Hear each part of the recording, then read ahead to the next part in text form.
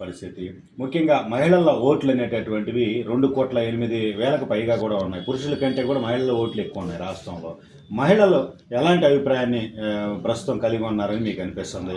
ప్రస్తుతం చంద్రబాబుకు సంబంధించి, జగన్కు సంబంధించి, ఇద్దరికి సంబంధించి పాలిటిక్స్ జరుగుతున్నటువంటి పరిస్థితుల్లో. ముందు నుంచి కూడా మహిళల్ని మహారాణులుగా చేసిన ఘనత స్వర్గీయ నందమూరి తారక రామారావు గారిదేనండి. ముందు నుంచి చట్టసభల్లో 33% రిజర్వేషన్ కల్పించిన ఘనతగా అయిందే. మహిళలకి ఒక విశ్వవిద్యాలయం అంటూ ఉండాలని పద్మావతి విశ్వవిద్యాలయం స్థాపించడం దగ్గర నుంచి చూసుకుంటే సుదీర్ఘంగా సెల్ఫ్ హెల్ప్ గ్రూప్స్ అని ఆ రోజుల్లోనే డ్వాక్రా గ్రూప్స్ చాలా ఫామ్ చేసి మహిళల పేరున అకౌంట్లో డబ్బులు వేసి మహిళలకి చాలా అవకాశాలు కల్పించిన ఘనత. చట్టసభల్లో 33% రిజర్వేషన్ అంటే అది మామూలు విషయం కాదు. ఆ విషయాన్ని అదే కంటిన్యూ చేస్తూ వచ్చారు. ఇప్పుడు ఈ ఎలక్షన్స్లో 24 ఎలక్షన్స్లో కూడా మహిళలకి మహిళా శక్తిని మహాశక్తిగా తీర్చిదిద్దాలనే ఆశయంతో చంద్రబాబు నాయుడు గారు ఏదైతే ఆడబిడ్డ నిధి అని ఒక పథకం పెట్టారు. ఆడబిడ్డ నిధి అంటే ఇప్పుడు మొన్నటిదాకా ఇప్పుడు మన పిల్లలకి ఎంతమంది స్కూల్లో చదువుతున్న పిల్లలకి సంవత్సరానికి 15,000 మరి జమ చేస్తే అంటే ఒక కుటుంబానికి ఒక్కళ్ళకే చేశారు. దాన్ని ఇప్పుడు చంద్రబాబు నాయుడు గారు ఎంతమంది పిల్లలు ఉన్నా పర్వాలేదు, ఆడబిడ్డ నిధి కింద మేము సంవత్సరానికి 15,000 ఇస్తామంటే మహిళలకు అది చాలా సంతోషకరమైన సంగతి అని నాకు అనిపిస్తుందండి. అంటే పిల్లలందరికీ కూడా స్కూల్ ఫీజులు కానీ దేనికైనా మరి సంవత్సరానికి 15,000 అంటే మామూలు విషయం కాదు. 2 పిల్లలు ఉన్నాయి, 4 పిల్లలు ఉన్నాయి, అందరికీ గవర్నమెంటే ఇస్తున్నట్టు కదా. సో ఆడబిడ్డ నిధి అనేది చాలా మంచి సంగతేనండి. దాని తర్వాత ఏంటంటే ఇప్పుడు ఉచితంగా ఆర్టీసీలో బస్సు ప్రయాణం జిల్లాలో ఎక్కడికి వెళ్ళినా కూడా ఇప్పుడు నో టికెట్, నో మనీ, చక్కగా బస్సు ఎక్కొచ్చు, ఎక్కడికి కావాలంటే అక్కడికి వెళ్ళి రావచ్చు. ఉచిత బస్సు ప్రయాణం మహిళలకి చాలా ఆదరణీయం అనే చెప్పాలి. ఒక సొంత మన ఇంట్లో అన్నలాగా వెళ్ళరండి అమ్మ, పుట్టింటికి వెళ్ళరండి, డబ్బులు నేను ఇస్తాను, బస్ ఛార్జీలు నేను ఇస్తాను, వెళ్ళరండి. సో ఆడపిల్లలకి ఇది చాలా ఒక రిలాక్సేషన్ నన్ను అడిగితే. అది కాకుండా ఇప్పుడు ఈ స్థానిక సంస్థల్లో కూడా అంతకుముందు అంటే 2 పిల్లలు ఉన్న వాళ్ళకే టికెట్లు ఇస్తామనేవాళ్ళు కదా రాజకీయాల్లో పోటీ చేయాలంటే. ఇప్పుడు అది తీసేసారులేండి. 3 ఉన్నా 4 ఉన్నా కూడా పర్వాలేదని చెప్తున్నారు. అది కూడా కొంచెం తల్లులకి కొంచెం ఫ్రీగా ఆలోచించడానికి ఉంది. అంతకుముందు ఇట్లా ఒకళ్ళు 1 or none అని 1 or 2 అని అది పోయింది. ఇప్పుడు కొంచెం యువశక్తి పెరగాలని, పిల్లలు సంతానం పెరగాలి, జనాభా ఉత్పత్తి పెరగాలనే ఉద్దేశంతో కొంచెం ఉద్యోగ ఉపాధి అవకాశాలకు సంబంధించి మహిళలకి ఎవరు చేసి ఉంటారండి ఇప్పటివరకు? ఎక్కువగా ఇప్పుడు మనం చూసామండి. అసలు మహిళలకి ఏమన్నా చేశారు అంటే అది తెలుగుదేశం పార్టీలోనే జరిగిందండి. దీపం పథకం ద్వారా సంవత్సరానికి ఇప్పుడు 3 సిలిండర్లు ఫ్రీగా ఇవ్వటం అంటే అసలు మహిళలకి అంటే ఎక్కువగా వంటింటికి హోమ్ మినిస్టర్స్ మహిళలే కాబట్టి ఒక్కొక్క సిలిండర్ 1,200. అలాంటిది మరి 3 సిలిండర్లు సంవత్సరానికి ఫ్రీగా ఇస్తున్నారంటే నిజంగా ఈ దీపం పథకం నిజంగా అభినందనీయం. అసలు ఆ రోజుల్లో కూడా దీపం పథకం ద్వారా ఇంటింటికి గ్యాస్ సిలిండర్ సప్లై చేసిన ఘనత చంద్రబాబు నాయుడు బాగా చేశారండి. ఆ దీపం పథకం మాత్రం చాలా అంతకుముందు బాగుంది. ఇప్పుడు కొత్తగా పెట్టిన ఈ 3 సిలిండర్లు ఫ్రీగా ఇంటింటికి సప్లై చేయటం అనేది మహిళల పేరున చాలా అభినందనీయ విషయంగానే. ఎందుకంటే రోజు మేము వంటింట్లో చేసే పనే అదండి. ఇంటిల్లి పాదికి మేము వంట చేసి పెట్టాలి కాబట్టి ఫ్రీగా మాకు సిలిండర్లు ఇవ్వటం అనేది మహిళలు నిజంగా చేతులెత్తి ఆయనకి దండం పెట్టాల్సిన సమయం ఇది. దీపం పథకం కూడా చాలా బాగున్నట్టే లెక్కండి. రాజధాని ఇంకా ఇప్పుడు ఇంకా అమరావతి అంటే దేవతలు నడియాడిన స్థలం, వెలుగులు విరజిమ్ముతుందని మేము మనస్ఫూర్తిగా గుంటూరు జిల్లా వాసులు అందరూ నమ్ముతున్నామండి. అసలు ముఖ్యంగా చంద్రబాబు నాయుడు గారు వస్తే అమరావతి డెవలప్ అవుద్దనే ఉద్దేశంతోనే మేము మోకమ్ముడిగా మహిళలుగా మేము అందరం చెప్పుకొని తెలుగుదేశం పార్టీ రావాలని కోరుకుంటున్నామండి. అసలు ఈ జగన్ వచ్చినాక అసలు అమరావతి అభివృద్ధి పథంలో నడుస్తున్న అమరావతిని అసలు కాళ్ళు ఎరగొట్టినట్టు చేశాడు, కుంటు పడేశాడు. అసలు ఆ సీడ్ యాక్సిస్ రోడ్ అవి ఎలా ఉండేయండి. అసలు మేము నైట్ టైం కూడా వర్క్ జరిగితే అసలు వెలిగిపోతా ఉండేది అమరావతి. అలాంటిది అంతే పూర్తిగా ముళ్ళ పొదలతో ఉన్న అమరావతి మళ్ళీ బాబు గారు వస్తే ఈ బాధ్యత ఆయన భుజాల మీద వేసుకొని ఎట్లయినా అమరావతిని బాగా అభివృద్ధి చేయాలన్నది మా ఆశ ఆకాంక్ష అండి. ఇప్పుడు ఐటీ పరంగా మహిళలకు ఎలాంటి అవకాశాలు ఇచ్చారు? అసలు 30 ఇంజనీరింగ్ కాలేజీలు ఉండేవి ఫస్ట్ లో చంద్రబాబు నాయుడు గారు రాకముందు. దాన్ని 300 కాలేజీలకి చేసి అసలు పిల్లలందరూ ఏ కిళ్ళి కొట్టోడు రిక్షా దొక్కునే వాళ్ళు పిల్లలతో సహా ఇంజనీరింగ్ చదివి సాఫ్ట్వేర్ ఉద్యోగాలు చేసి అందరూ బాగున్నారంటే, అసలు ఇప్పుడు ఉద్యోగస్తులు యువత అందరూ బాగున్నారంటే అది చంద్రబాబు నాయుడు గారి పుణ్యమేనండి. సాఫ్ట్వేర్ని అంత డెవలప్ చేసి కంప్యూటర్లో అన్నం పెట్టయ్యా అన్నారు ఆ రోజుల్లో. నిజంగానే ఇప్పుడు వాళ్ళే అన్నం పెడుతున్నారు. ఇప్పుడు ఏ రంగంలో చూసినా అసలు అందరూ అంటే ఇప్పుడు నిర్మాణ రంగం తీసుకోండి, కార్మికులు, కర్షకులు అందరూ కుదేలు పడిపోయారు జగన్మోహన్ రెడ్డి గారి ప్రభుత్వంలో. ఇప్పుడు ఓన్లీ ఐటీ రంగం వాళ్ళే పిల్లలు పంపిస్తుంటే తింటున్నారు ఇక్కడ అంతే.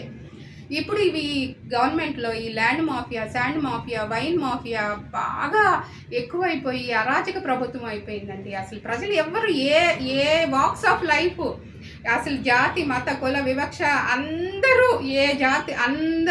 అసంతృప్తితో రగిలిపోతున్నారు. ఎప్పుడెప్పుడు ఎలక్షన్స్ వస్తున్నాయా, మేము చంద్రబాబు నాయుడు గారికి ఓటేసి గెలిపించుకుంటే కొంచెం విద్య ఉపాధి అవకాశాలు ఎక్కువ పెరుగుతాయనే ఆలోచనలో బాగా గట్టిగా స్థిర నిర్ణయంతో ఉన్నారు. మా చేతిలో ఉన్న వజ్రాయుధాన్ని ఎప్పుడెప్పుడు వాడుకుంటామా అనిపిస్తుంది.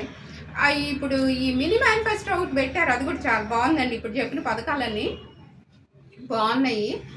మేము అనుకోవటం ఏంటంటే ఈ పథకాలు చంద్రబాబు నాయుడు గారి మీద ఉన్న బ్రాండ్, చంద్రబాబు నాయుడు గారి మహిళలకి కల్పించిన ఈ రక్షణ పథకాలు ఉన్నాయి కదా, నెలకు 1500 రూపాయలండి. ప్రతి మహిళలకి 18 సంవత్సరాల నుంచి 55 సంవత్సరాలు ఉన్న మహిళలందరి పేరున మరి మహిళా శక్తిని మహాశక్తిగా చేయటం కోసం ఈ మహిళా శక్తి పథకం ఏదైతే పెట్టారో అంటే సంవత్సరానికి నెలకు 1500 రూపాయలండి. అసలు ఇది జస్ట్ పాకెట్ మనీ. ఒక బ్రదరు వాళ్ళ సిస్టర్కి ఇచ్చినట్టే, మన చంద్రన్న వాళ్ళ అక్క చెల్లెళ్ళకి ఇచ్చినట్టే. ఈ పథకం కూడా చాలా బాగుందండి, మహాశక్తి పథకం చాలా బాగుంది. ఈ పథకాలన్నీ, ఈ మినీ మేనిఫెస్టోలో ఉన్న పథకాలన్నీ చంద్రబాబు నాయుడు గారిని ఖచ్చితంగా గెలుపు వైపు అడుగులు వేపిస్తున్నారని మేము గట్టిగా నమ్ముతున్నామండి. ఓకే మేడం, గతంలో మంగళగిరిని సాఫ్ట్వేర్ హబ్గా చేయడానికి కొన్ని కంపెనీలు చంద్రబాబు తీసుకురావడం జరిగింది. ఇప్పుడు వాళ్ళందరూ వెనక్కి వెళ్ళిపోయారు. ఆ బిల్డింగ్స్ అన్నీ కూడా ఖాళీగా, అదే రామకృష్ణ మ్యూజియం అవన్నీ. ఇప్పుడు ఏంటంటే ఇప్పుడు చంద్రబాబు నాయుడు గారు ఎలక్షన్స్లో గెలిచిన మరుక్షణం అందరూ మళ్ళీ వచ్చి వలస పక్షులాగా మళ్ళీ అన్ని కంపెనీలు ఎవరైతే అడుగు వెనక్కేసారు సగం ఇన్వెస్ట్ చేసి వెళ్ళారండి. సో వాళ్ళ అవసరం ఇప్పుడు ఇది చంద్రబాబు నాయుడు గారి విజయం, మొత్తం ఆంధ్రప్రదేశ్ విజయం. ఇప్పుడు ప్రజలందరూ ఆకాంక్షిస్తున్న విజయం ఇది. ఎంతమంది పెట్టుబడిదారులండి, ఎన్ని వేల కోట్లు పెట్టుబడి సగంలో కుంటుబడి వెనక్కి వెళ్ళిన వాళ్ళందరూ ఇప్పుడు వాళ్ళు ఆశగా ఎదురు చూస్తున్నారు ఎప్పుడెప్పుడు చంద్రబాబు నాయుడు వస్తారు, మళ్ళీ మేము అందరం వచ్చి ముందుకొచ్చి ఈ పథకాలన్నీ మళ్ళీ మేము స్టార్ట్ చేయాలి, ఈ ప్రాజెక్టులన్నీ కంప్లీట్ చేసుకుంటేనే కదా వాళ్ళకైనా కూడా. సో ఇప్పుడు ఎట్లాగైతే ఎస్ఆర్ఎం పెట్టారో, ఎట్లాగైతే విట్టు పెట్టారో, ఎలాగైతే మరి అమృత పెట్టారో, అలాగే ఇంకా చాలా చాలా కంపెనీలు అవన్నీ వచ్చి ఇప్పుడు యువతకి ముందు ఉపాధి కల్పించాలండి. యువతకి ఇప్పుడు నిరుద్యోగ వృత్తి మర్చిపోయి, అది కూడా నిరుద్యోగ వృత్తి, అది చాలా నెలకు 3000 అంటే మాటలేం కాదండి. ముస్తఫా వాళ్ళ కూతురికి వైసీపీ సీట్ ఇచ్చారు, మాదే ఈ వైసీపీ విజయం గుంటూరు తూర్పు నియోజకవర్గం అంటున్నారు. మీ స్పందన ఏంటి? కరెక్టే సార్, ముస్తఫా కూతురికి ఓటు ఇచ్చారు అని అంటే, సీట్ ఇచ్చారు అని అంటే ముస్తఫా కూతురు, ముస్తఫా ఒక నకిలీ. ఎవరు? అసలు మెయిన్ జగన్మోహన్ రెడ్డే ఒక చీటర్కి చీటరు ముస్తఫా ఫ్యామిలీ మొత్తం గంజాయి, పాన్బరాకు, గుట్కాలు, కబ్జా భూములు, ఒక్కపోటు భూములు, రజకుల చాకల చెరువు అన్ని కబ్జాలు చేయడానికి చాకల చెరువు మీద నుంచి ఈ 4 సంవత్సరాలలో ముస్తఫాకి 1 కోటి రూపాయలు ముట్టినాయి.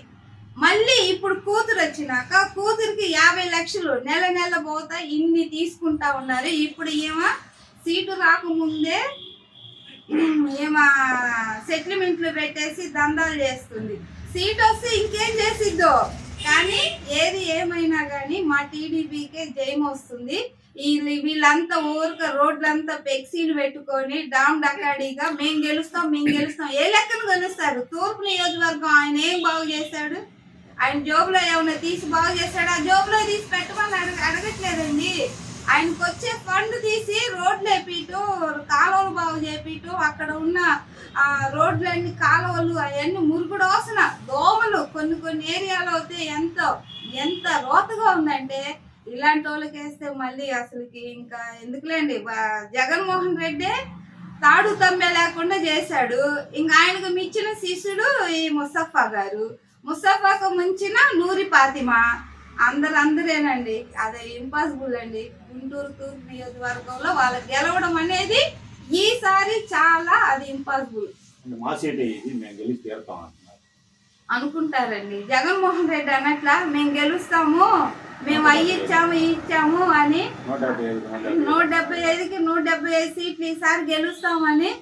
అట్లానే ఇది కుక్కని తీసుకెళ్లి సింహాసనం పెడితే సింహాసనం అంతా చండాలంగా చేసినట్టుగా ఈ జగన్మోహన్ రెడ్డి ఎలా అయితే చేశాడో ఈయన 2 సార్లు ఎమ్మెల్యే అయ్యి తూర్పు నియోజకవర్గం ఏం డెవలప్ చేశాడు.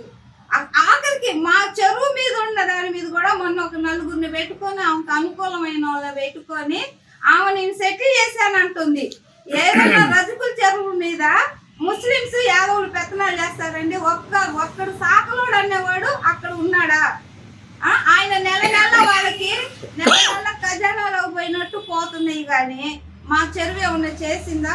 1983లో ఎన్టీ రామారావు గారు మా చెరువు ఇచ్చారు పిడుగురాల వెంకటేశ్వరరావు గారికి.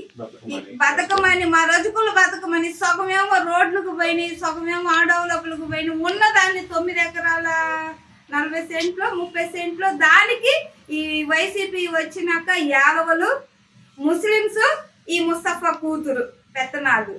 అంటే ఈ ముస్లింస్ వాళ్ళ దాంట్లోకి వెళ్ళి మేము రజకులు వెళ్తే ఏం ఊరుకుంటారా వాళ్ళు? మా దాని మీదకి రావడానికి ఇంకేం హరకత్ ఉందని. ఎమ్మెల్యే అవుతే అవ్వచ్చు. ఎమ్మెల్యే పరిధి అది రజకులకు సంబంధించినట్టుగా ఇవ్వాలి. వీళ్ళ పెత్తనాలు, ఈ రౌడీలు గొడవలు పెట్టుకోవడం, మా వాళ్ళ మీద కేసులు పెట్టి రానియకుండా ఎన్నో ఇబ్బందులు పెడుతున్నారు. అలాంటి వాళ్ళు ఎప్పటికైనా ఎలా వస్తారు? జగన్మోహన్ రెడ్డి 24 కేసు అంటే ఈయన అదే 24 420. అది ఇంపాసిబుల్. అది ఇంకా ప్రజలే చెప్తారు వాళ్ళ చరిత్ర ఏంది, వాళ్ళ కథ ఏంటి అనేది. వచ్చేది మా జగనే ముఖ్యమంత్రి, గెలిచేది మేమే అంటుంది ఫాతిమా గారు. సరే అనుకుంటే అదే చెప్పట్లా. అసలు ముఖ్యమంత్రి కాకముందే ముఖ్యమంత్రి లాగా అన్ని సెటిల్మెంట్లు, అన్ని లక్షల సెటిల్మెంట్లు, ల్యాండ్ సెటిల్మెంట్లు ఇప్పుడే అన్ని ఆమె ఇన్ని చేసినామా? రేపు ఇంకేం చేయదు. వాళ్ళ ఇంట్లో సెట్ చేసుకోమని వాళ్ళ బాబాయిల్ని, వాళ్ళ కొడుకుల్ని, వాళ్ళ తమ్ముళ్ళని, వాళ్ళంతా గంజాయి పాన్ పరాకుల మీద మొన్నగాక నిన్న కేసులు అయ్యి కోర్టుల్లో తిరుగుతున్నారు కదా. అది సెట్ చేయమని. ఇల్లు ఏదైనా ఉట్టికెగిరిందని ఇంట్లో సెట్ చేసుకోకుండా ఉట్టికెగురుతా ఉంటే ఏమొచ్చింది? అన్నీ చెయ్యాలి కదా.